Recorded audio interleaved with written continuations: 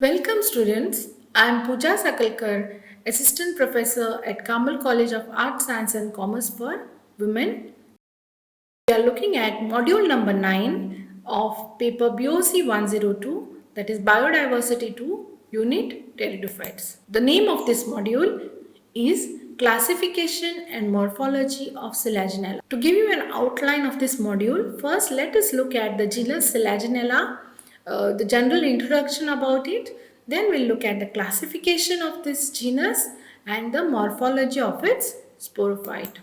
This module outlines the classification of Selaginella. It describes the morphological features of the genus. To give you a brief introduction to the genus Selaginella. The genus Selaginella it has about 700 species known worldwide. Of these, 70 species are found in India. The genus has a wide distribution. They prefer to grow in damp and shaded forest. However, they are also very well adjusted to grow as epiphytic plants, and also they grow in xerophytic habitats. Xerophytic species of Selaginella are also known as resurrection plants. Why they are known as resurrection plants? Because during the dry conditions they curl up like a ball, as you can see in this image, and when the moist conditions are back they open up to life again. Several species of Selaginella are grown as ornamental plants in the gardens. Selaginella is commonly known as pike moss. Now let us look at the classification of this genus. This genus belongs to division Lycophyta, class Lycopsida, order Selaginellales, and family Selaginellaceae. Now the order Selaginellales has only one family, that is one single family, that is Selaginellaceae, and the family Selaginellaceae has only one living genus, Selaginella. Now let us look at the morphology of the sporophyte of this plant. This plant is, most species of this genus are perennial in nature. However, there are some species which are annuals. The size of this plant ranges from a few centimeters to up to a few meters. There are certain species of Selaginella which have prostrate and creeping habitats, because of which they can run to up to a few meters. The growth habit of this plant is herbaceous, that is, the plant is herbaceous in nature. The stem of the plant is herbaceous. The plant body mostly is dorsiventral and creeping, that means it has a dorsal side and a ventral side, and it creeps along the ground, most of the species. However, few of the species have radial arrangement of the leaves and they grow sub-erect to erect. There are climber species of Selaginella which possess special discoid pads on their rhizophores which help them climb. The sporophytic plant body can be divided into six parts: the root, the rhizophore, the stem, the leaves, the licules, and the strobilus. Now let us look at each of these parts in detail. The primary root of Selaginella is ephemeral, that means it is short-lived. When it is a young sporophyte, it is there, but later on it goes off. So then the adult plant has adventitious roots. These adventitious roots are dichotomously branched, and the dichotomies are at right angles to each other. As you can see here, they are at right angles to each other. The root arises from the stem at or close to a point of dichotomy.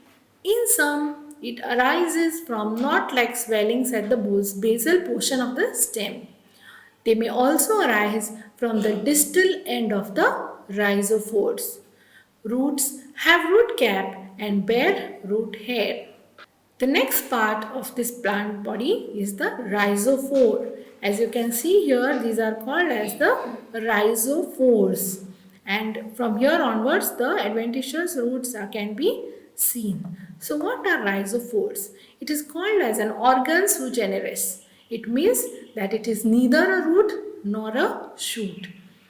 It is a long cylindrical unbranched and leafless structure. It arises from the lower side of the stem At the point of dichotomy, it grows vertically downwards and bear tuft of adventitious roots at the distal end. So I said it is bearing roots from here. So up to here it is the rhizophore and this part is the root system.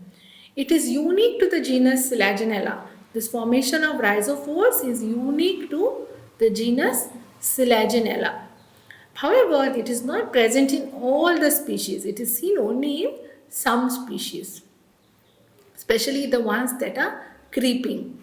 Coming to the stem characters of this genus, the stem is erect and dichotomously branched or suberect or prostrate. Now next are the leaves.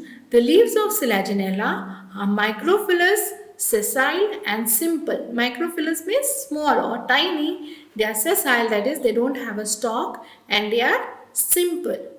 The shape of the leaves can range from ovate to lanceolate. That is, it can be oval in shape or it can be of lance shape. It has a single central unbranched midvein. So there is a midvein right in the center and it is not branched, it is just straight, unbranched. The leaves are mostly arranged in 4 vertical rows. 2 dorsal rows with smaller leaves. You can see here this is a dorsal row with smaller leaves, and this is a ventral row with larger leaves. So the leaves are arranged in 4 rows. The dorsal row has smaller leaves and the ventral rows have larger leaves. In some species they may be isophilous, that is of the same size, and spirally arranged. You can see in this species the leaf size does not vary. They are all of same size, so they are called as isophilous, and the arrangement you can see it is spirally arranged. It is radial. Coming to the ligule. Ligule is a small membranous tongue-like projection at the axil of the vegetative leaves or sporophyll. So at the axil of the so this is the vegetative leaf. So at the axis of that, at the axil region, you can see a small tongue-like projection which is called as the ligule. It has a distinct hemispherical foot-like structure at the basal part which is called as the glossopodium. So this, if you look at the structure of the ligule in detail, there is a swollen distinct hemispherical foot-like structure which is called as the glossopodium, and this glossopodium is fitted in a pit, and this pit is called as the ligular pit. The final structure or the final part of this vegetative body of the sporophyte is its reproductive structure, which is called as the strobilus. So strobilus is nothing but it is a sporangia bearing region of the sporophyte. It is present at the terminal end of the stem and made up of compactly arranged sporophylls. These are the sporophylls. Sporophylls are nothing but fertile leaves. So these fertile leaves are little different from the vegetative leaves in the size. So these are called as sporophylls. So at the axil of each sporophyll is present a sporangium together with the ligule. You can see here this is the sporangium that is present at the axil of the each sporophyll, and also there will be ligule somewhere at the base. These are the set of references that I have, books that I have referred to for this module, and these are my web links. Thank you.